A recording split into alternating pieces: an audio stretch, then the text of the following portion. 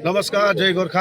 आज 1 तारीख का दिन रोहिणी का टोल प्लाजा का जो राजू बिष्टा जी ने जो एमपी दार्जिलिंग एमपी राजू बिष्टा जी ने जो घोषणा किया था 1 तारीख से टोल यहाँ का फ्री होगा बोल के, तो उसी सिलसिले में आज जेनेले पार्टी का तरफ से एक प्रोग्राम आयोजन किया हुआ है। तो उसमें क्या है कि हम लोग का अब नया अच्छे वाला दिन आने का संभावना संकेत दे रहा है। तो इसीलिए राजू बिष्ट जी को हम लोग अपना आंतरिक हृदय से धन्यवाद देना चाहते हो और पहाड़ का जितना भी साथ में है हम लोग का साथ में परिवार का तरह सब जनाधार को जनता को भी आंतरिक हृदय से धन्यवाद देना चाहता हूं। और इसके बाद में ये टोल फ्री देखिए, सुभाष किसिंग जी ने ये अपनी तरफ से दार्जिलिंग का पहाड़ों का जितना भी जनता जनाधार है उस लोग को सुविधा के लिए ये रास्ता बनाया था।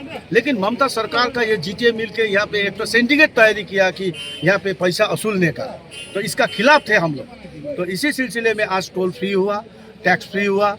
तो इसीलिए हम लोग जेएनएलएफ की तरफ से सबको हम लोग धन्यवाद देना चाहते हैं। और ये पहाड़ में और अमित शाह जी ने जो सुकना का चुनावी जनसभा में उसने जो वचनबद्ध किया था कि पहाड़ के लिए एक जो संवैधानिक व्यवस्था उसमें तुरंत जल्दी से जल्दी काम करे, ये हम लोग से निवेदन है। आज के পাহাড়ের অনেক দিন পরে আমরা এই মনে করতেছি কি যে নতুন দিন চলে আসছে।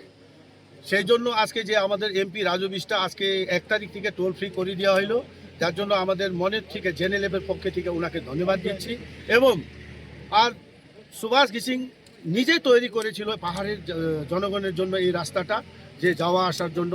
তার কারণ হচ্ছে NH 55 একটু অসুবিধা আছে রাস্তার, যার জন্য এই রাস্তাটা তৈরি করেছিল। কিন্তু বাড়ি যাওয়া আসার জন্যই 30 টাকা দিতে হয়েছিল এখানে। সেই ব্যাপার নিয়ে আমরা অনেক বিরোধ করেছিলাম।